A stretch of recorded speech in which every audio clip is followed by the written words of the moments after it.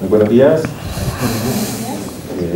El día de hoy estamos en la quinta sesión de este espacio que ha creado el Ministerio de Salud, que se denomina Diálogos en Salud. Diálogos en Salud es un espacio que se ha creado desde el despacho del Ministerio para promover discusiones de políticas públicas del Sistema General de Seguridad Social en Salud y de la toma de decisiones basadas en evidencia. El día de hoy nos acompaña Julián David Cortés. Julián David es economista de la Universidad de los Andes, tiene una maestría en economía de la misma universidad y se desempeña actualmente como investigador de la Asociación Nacional de Instituciones Financieras. En su obra se encuentran temas que tienen que ver con el desempeño macroeconómico del país y la política monetaria, y en su trabajo de grado para la maestría escribió un documento que tiene que ver con la estructura de los mercados de los medicamentos biotecnológicos en Colombia. Nos cuenta que es la primera vez que hace esta presentación en público. Entonces, Julián, muchas gracias por estar aquí. Tienes el auditorio. Muchísimas gracias, muchas gracias al Ministerio por la invitación. Estoy muy contento, pues como decían, es la primera vez que puedo presentar mi trabajo de tesis de grado al público. Mi trabajo se llama Indicadores de Colusión en el Mercado de Medicamentos Biotecnológicos Colombianos y se presentó en el año 2015. Pues en el orden del día quisiera contarles primero un poco de los antecedentes, la justificación de este trabajo, presentar la hipótesis, la metodología con la que se abordó el trabajo, un poco hablar de las fuentes de información, que fue tal vez una de las talanqueras más grandes que se tuvo al realizar este trabajo, para ya después continuar con los resultados y terminar obviamente con las conclusiones y pues algunas perspectivas a futuro de lo que se pueda realizar en términos de mejorar el trabajo y mirar diferentes aspectos del mismo. Entonces, un poquito en los antecedentes. No, antes, por favor. Aquí. Bueno, la principal motivación para realizar este trabajo fue una creciente insatisfacción y todo un tema de, principalmente insatisfacción que había en Colombia acerca de, en general, los precios de los medicamentos. Había una preocupación muy grande y por consiguiente una insatisfacción del público en general, en donde se afirmaba que los niveles de precios de medicamentos en Colombia eran muy elevados, incluso comparándolos con países pares como puede ser Ecuador, Perú, Panamá. Y en específico había toda una serie de debates en el año 2014, por lo que al final se concretó como el decreto 1782 de 2014, que es la famosa ruta abreviada o la ruta por la cual se quería incentivar el ingreso de los biocompetidores al mercado colombiano, con el fin de reducir los costos de los medicamentos biotecnológicos. Pues yo como economista no tenía ni idea, la verdad, que eran los medicamentos biotecnológicos, no tenía muy claro qué eran ni para qué servían, pero en mi investigación para encontrar un tema de tesis de maestría, encontré un documento muy interesante de Juan Gonzalo Zapata, de Desarrollo, de 2007, donde decía que más o menos el 87% del gasto en recobros del FOSIGA correspondían a recobros en medicamentos, en donde 8 de los 10 medicamentos más recobrados eran precisamente biotecnológicos, es decir, 8 de los 10 más caros eran medicamentos biotecnológicos. De ahí empecé a entender que los medicamentos biotecnológicos eran esos medicamentos de última tecnología que efectivamente trataban enfermedades muy graves como el cáncer, la leucemia, y que adicionalmente de continuar con esta senda representaban un peligro para la sostenibilidad financiera del sector salud en Colombia. A partir de eso, pues, al notar pues, el amplio los altos precios que estos mantenían, pues lo primero que pensé, como cualquier economista, es que efectivamente debería haber alguna falla de mercado ahí que estuviera haciendo que los costos de los medicamentos estuviera por encima del rango normal de otros países. Así fue pues como llegué a la principal hipótesis de esta tesis, que fue que la política actual de regulación de medicamentos facilita el uso del poder de las firmas que harían en precios de medicamentos más costosos. Esto se hizo con mira en que pues, a partir del año 2011 los precios de medicamentos están regulados por un techo, pues el techo de los precios, y mi principal idea fue ahí que de pronto lo que quisiera investigar es si este techo en los precios de medicamentos funciona como un punto focal para que las empresas farmacéuticas efectivamente suban el costo de los medicamentos, su precio, al precio máximo, pudiendo haberlo vendido en un precio inferior al máximo establecido. Es decir, que hubiera algún tipo de colusión o cartelización de mercado a partir de un punto focal que eran los techos de los medicamentos, un efecto murciélago, como se conoce. Muy bien, ahora a partir de esa idea, la metodología para empezar con el análisis de esta hipótesis fue, en primer lugar, se escogieron los 15 principales principios activos de fabricación de medicamentos biotecnológicos, como puede ser el rituximab, la insulina, entre otros. Y además se escogieron estos 15 medicamentos porque comparten una misma línea terapéutica, por lo cual se hacía más fácil el análisis de los indicadores de colusión que presentaré más adelante. Una vez obtuvieron esos 15 principios activos de los medicamentos, se realizó una muestra de las 9 principales compañías farmacéuticas, entre ellas Baxter, Merck, Octapharma, Pfizer, CSL, La Roche, Sanofi, Novo Nordisk y el Lilly Company, que entre ellos representaban, tenían un total de 86 medicamentos biotecnológicos en el mercado en el momento de realizar este estudio. Más, por favor. Estas 9 compañías se repartieron en 2 grupos. Por un lado, las firmas grandes, las que tenían mayor poder de mercado, un mayor músculo financiero, como son Baxter, La Roche, Pfizer, Sanofi y Novo Nordisk, y por el otro, las firmas pequeñas, Octapharma, CSL, Merck y el Lilly Company. Esto se hizo con el fin de poder tener un benchmark de comparación entre el comportamiento de las firmas grandes, que tenían mayor poder de mercado, y las firmas más pequeñas, que tenían a ver si había alguna diferencia marcada entre su comportamiento. A partir de esos 2 grupos se les iba a realizar una prueba de 5 indicadores. Los indicadores son la correlación negativa entre precio y demanda. Voy a explicar un poco más esto. Lo que estábamos buscando acá es que al existir un choque positivo en la demanda, es decir, que aumente la demanda, y si las compañías efectivamente están en algún trato de colusión, los incentivos para que las compañías desvíen del trato que tienen, es decir, empiecen a generar ganancias únicamente para ellos, es mayor a medida que sube la demanda. Por lo tanto, lo que se facilita para mantener un trato colusorio es que ante un aumento en la demanda, los precios de los productos caigan, en este caso los precios de los medicamentos. Eso se refleja pues gráficamente se refleja en que los picos de la demanda están precedidos, o sea, como que si las firmas anticiparan esos picos en demanda y se viera un pico en los precios. Por lo tanto, pues una correlación negativa entre el precio y la demanda podría ser uno de los indicadores de que existe algún tipo de colusión o abuso de poder en el mercado de los farmacéuticos. En segundo lugar está la correlación de los precios entre diferentes compañías, es decir, una correlación entre un medicamento de La Roche con un medicamento que está comercializando Octapharma.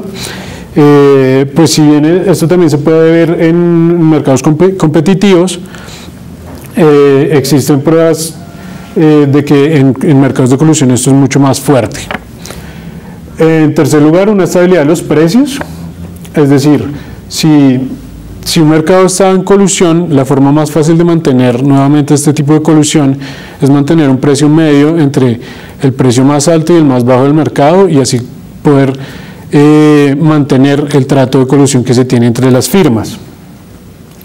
El cuarto indicador que quería analizar era la estabilidad de participación de mercado, esto en dos frentes, bien sea por el grupo total de las firmas o individualmente cómo se estaba comportando la participación de mercado en cuanto a ventas de medicamentos. Y finalmente el de techos de precios o el efecto murciélago, como se le conoce, que es precisamente qué tanto se estaban acercando los precios de los medicamentos a los techos establecidos por el Ministerio de Salud. Bueno, ahora antes de continuar quisiera mostrarles las principales fuentes de información de este trabajo, que empezaron siendo como una talanquera, pero finalmente logré partirlos para poder tener otro espectro de medición que les voy a explicar a continuación. La información, cubrimos un periodo desde 2007 hasta 2014, repartido en dos subgrupos. El primero es de 2007 a 2012, es un análisis de los precios de medicamentos por principio activo, con una periodicidad anual, y esta me la facilitó sobre todo el Observatorio Médico Colombiano, Observamet. Y la segunda es desde 2012 a 2014, que fue en la fuente de acá del Ministerio del CISMED, con una periodicidad trimestral. ¿Cuál es la diferencia básica entre los dos? Es que se tomó 2007-2012 como un periodo de comparación anterior a la regulación de techos de medicamentos, mientras que 2012-2014 pues ya se tenía esta nueva regulación, por lo cual era posible comparar el efecto que había tenido esta regulación en el mercado. Ahora sí vamos a los resultados. Bueno, en primer lugar, la correlación precio-demanda en el análisis anual, es decir, 2007-2014, encontré que en el grupo de los medicamentos, en el grupo de firmas grandes, dos de los cuatro firmas que se estaban analizando efectivamente tenían una correlación negativa como la que se estaba buscando en el mercado de biotecnológicos, mientras que en contraste en las firmas pequeñas solamente una de estas cumplía con esta condición de una correlación negativa entre el precio y la demanda. Gráficamente podemos ver que, por ejemplo, La Roche efectivamente tiene unos picos en los precios que anticipan los picos en la demanda, lo cual corroboraría en alguna manera un primer indicio de preocupación o de alerta en esta correlación negativa, igual que Novo Nordisk y Pfizer. En el análisis trimestral, es decir, de 2012 a 2014,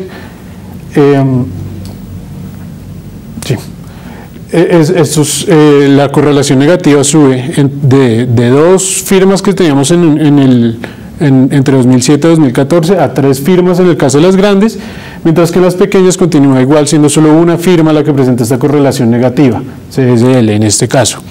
Nuevamente en el análisis gráfico, por favor, podemos ver cómo Baxter tiene unos picos marcados que anticipan, en donde los precios anticipan la demanda, al igual que Novo Nordisk y La Roche, generando pues también de nuevo una señal de alerta o uno de los indicadores que se prendió el bombillo rojo, digámoslo así. En cuanto al segundo indicador, que es la correlación de precios, en el análisis anual 2007-2014, de nuevo, vemos que únicamente Novo Nordisk y Baxter y Sanofi y Baxter tienen una correlación alta entre los precios de sus medicamentos en el grupo de las grandes. En el grupo de los pequeños, por su parte, únicamente Octafarma con CSL presentaba una correlación alta,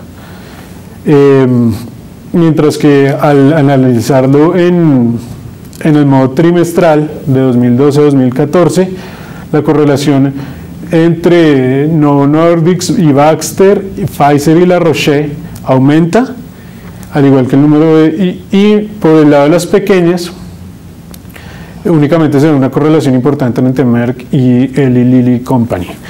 Como podemos ver, empiezan a haber unas diferencias marcadas no solo entre las grandes y las pequeñas, sino también entre el primer periodo de análisis 2007-2012 y el periodo siguiente 2012-2014. Siguiente, por favor. Aquí lo que se busca es la estabilidad de precios. En estas gráficas está reflejada la varianza, la desviación estándar, perdón, y está comparada con esta línea roja, que es la desviación estándar promedio de todo el sector. Es decir que pues, en el primer análisis de 2007-2014 las firmas grandes no presentaban mayor varianza en los precios de medicamentos, únicamente Novo Nordisk con uno de sus medicamentos y la Roche con 3, pero en general la desviación estándar del precio de los medicamentos era baja comparada con el resto del sector, lo cual nos da a entender una estabilidad relativa en el precio de sus medicamentos. Pero esa estabilidad de precios es más... Ahora sobre el final. Ok, perfecto. Por su parte, en las empresas pequeñas se veía lo mismo, no había una diferencia muy marcada entre las dos. La estabilidad de precios parecía estar acorde en los dos grupos de análisis. Nuevamente, pues a nivel trimestral se veía también una estabilidad de precios bastante marcada en todas las firmas grandes que analizamos, y algo similar sucede en las firmas pequeñas. Uno más, por favor. Ahora bien, el cuarto indicador que estuvimos analizando fue la estabilidad en la participación del mercado a través de las ventas totales que registraba cada una de las firmas.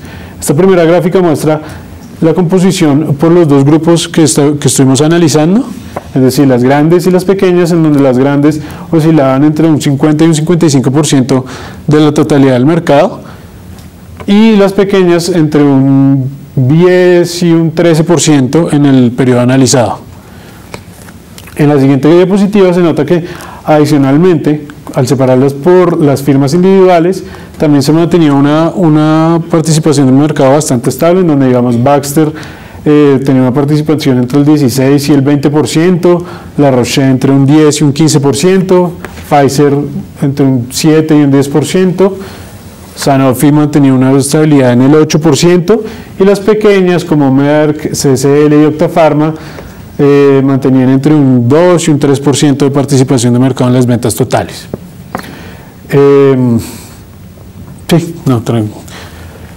Finalmente, uno de los indicadores que más interés personalmente recibía fue el de topes en las ventas, el tope en el precio de venta. Aquí se realizó un ejercicio comparativo entre la diferencia que se marcaba entre el precio máximo de venta y el precio máximo establecido y el precio de venta. Y lo que podemos encontrar es que, contrario a lo que se pensaba inicialmente, las farmacéuticas no estaban llevando los precios de sus medicamentos hacia el tope de ventas que se había establecido por el ministerio. Como pueden ver acá, en 2011 un 36% de la muestra tenía una diferencia entre el precio de venta y el precio máximo del 15%, solo un 36%, mientras que esa disminuyó hacia 2014 un 18%. Por el contrario, las empresas que tenían un gap entre el precio de venta y el precio máximo de más del 100% aumentó entre 2011 y 2014, del 18 al 32%.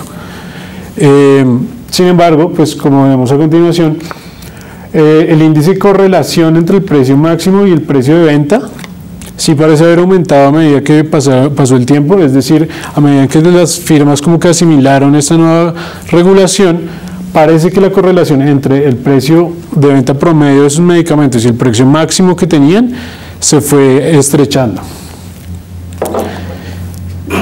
Bueno, ahora quiero presentarles un cuadro de resultados final, primero para los indicadores entre 2007 y 2012.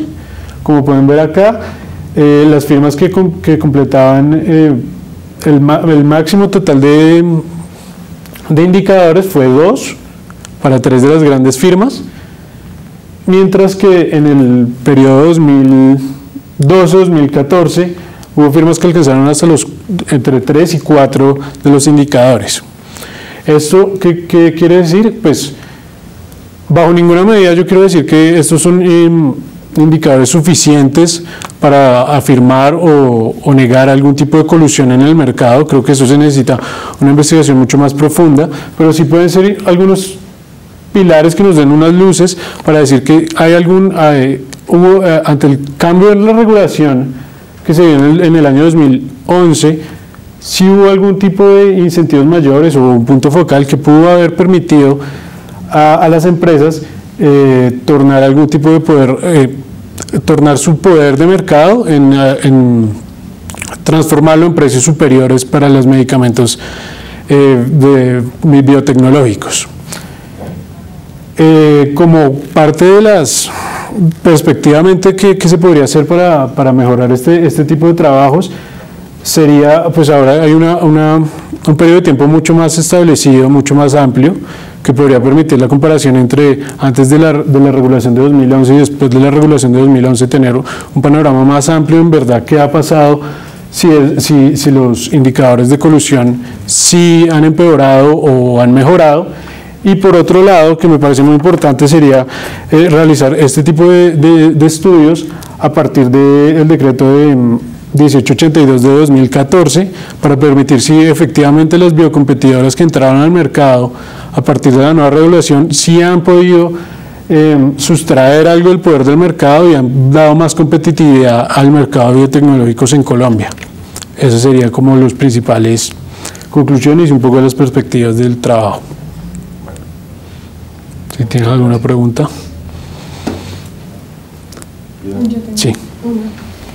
Cuando tú dices que hay colusión en el mercado y viendo los productos que tú pones, la hipótesis que se está manejando es que, o sea, es que no me queda tan claro. Tú mostrabas los productos y mostrabas las empresas. Lo que se supone dentro de la colusión es que se ponen de acuerdo porque venden productos, o sea, venden un mismo producto dos empresas. Porque es que en este caso eso no pasa con muchos de los que tú colocaste. Sí, claro, no digo. No sé cómo viene la colusión, por ejemplo, si un laboratorio vende un medicamento, un laboratorio vende otro producto, no sé. ¿Cómo generan esa colusión o cómo se supone que hay esa colusión dentro del ejercicio? Dentro del ejercicio lo que yo supuse es que los 15 principios activos no necesariamente eran sustitutos, sino que hacían parte de una misma cadena terapéutica, es decir, hacían parte de una misma, trataban enfermedades que eran similares en cuanto a sus costos al consumidor final.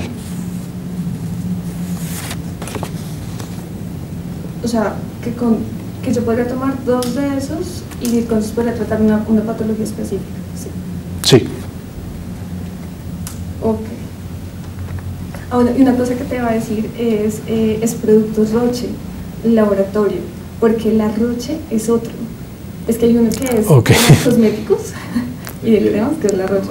Y está Productos Roche, que es otro que tú tienes dentro del análisis.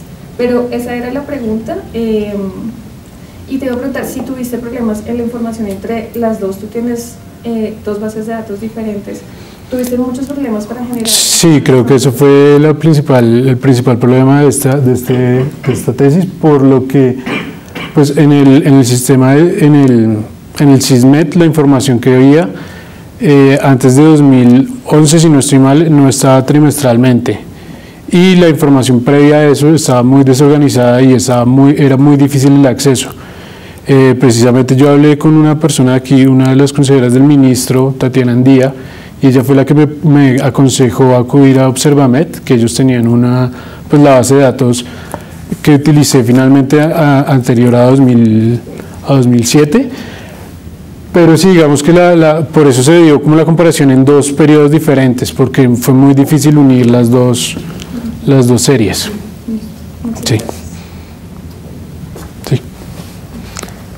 Si quisieras hacer este ejercicio ahora, ¿qué tipo de información que está disponible podría hacerlo más sencillo?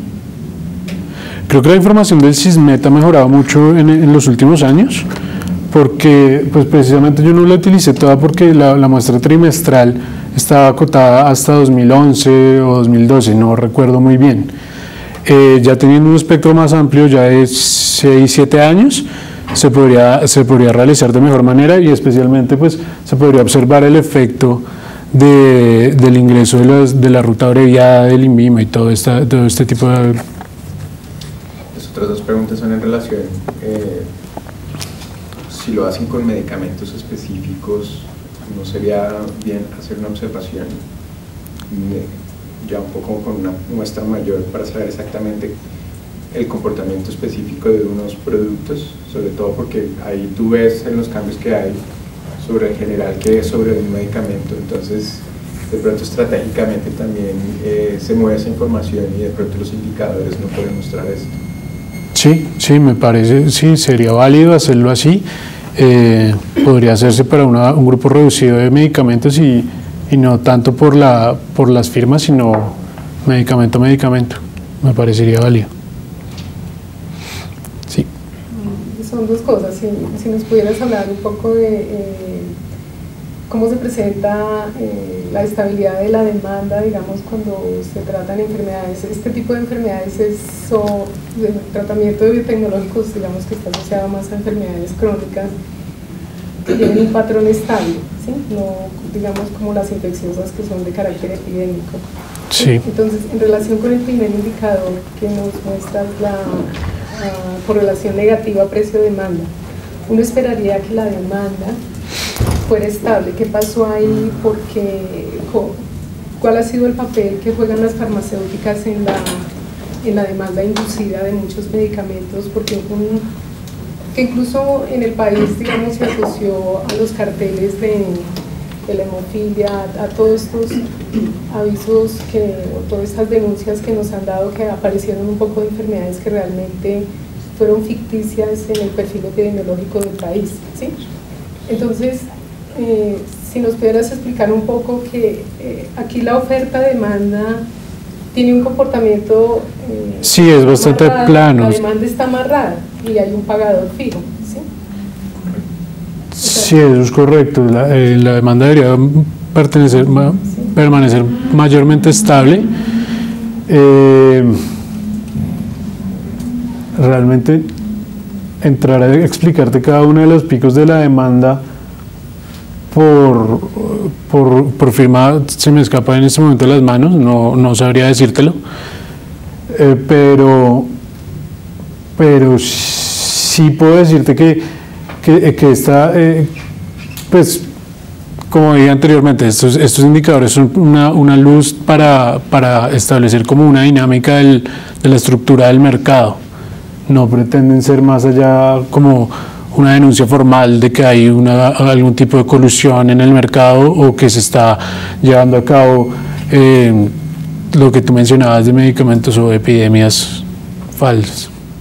Yo quisiera decir algo ahí, y es que tiene que ver con que tú estás tomando varios productos, 15 medicamentos, que aunque en algún momento, por ejemplo, los pudiste asociar porque le apuntan a tratamiento en una patología similar, también tienen muchas otras indicaciones. Y como tomaste Sismed no toma en cuenta las indicaciones. Entonces, ¿qué tienes? El total de venta, por ejemplo, rituximab, que se utiliza para muchísimas indicaciones, lo estás teniendo en cuenta ahí, y estás teniendo en cuenta otros que, por ejemplo, si solo tienen un tratamiento como trastuzumab, que generalmente es cáncer de mama. Entonces, lo que está pasando es que como tienes el total de ventas de esos productos agregado por firma, no es fácil ver cómo se está, o sea, por ejemplo, uno podría hablar de que se está generando demanda inducida hasta que lo hiciera por patología para cada uno de los medicamentos. Es un tema de desagregación de la información. Okay. Con respecto al indicador de la desviación estándar de los precios en relación ese indicador que fue la pregunta que te interrumpía en la presentación, es porque Colombia tiene unos precios muy por encima a nivel mundial, que creo que eso fue lo que cambió el ajuste que se hizo en la política farmacéutica. Sí. Cuando se evalúa aquí, ¿fue con los precios nacionales o fue con precios internacionales? Precios nacionales.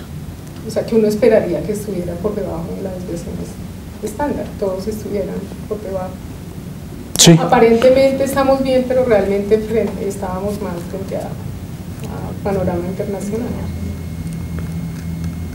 Pero es que aquí no quiero ver la magnitud o sea, no quiero ver qué tan costosos son frente a referentes internacionales, sino más bien qué tanto se está moviendo el precio con respecto al resto del mercado.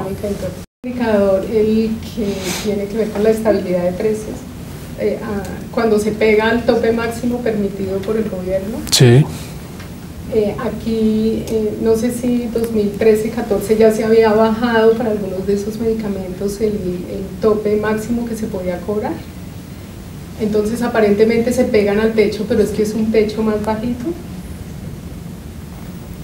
No, al contrario, lo que pasa aquí es que se están despegando del techo. Se están despegando. Se están despegando del techo entre 2011 y 2014. ¿Alguna otra pregunta? Bueno, listo. Sí. Yo tengo una pregunta que es más bien apuntando a una consideración de biopolítica y bioderecho. La hipótesis de la que parte del estudio es de alguna manera una catchphrase de regular es malo o regular genera unas inconsistencias en el mercado. Y esa es una catchphrase que, si bien uno entiende en ciertos contextos, pues está haciendo también carrera en algunos sentidos que no necesariamente son convenientes.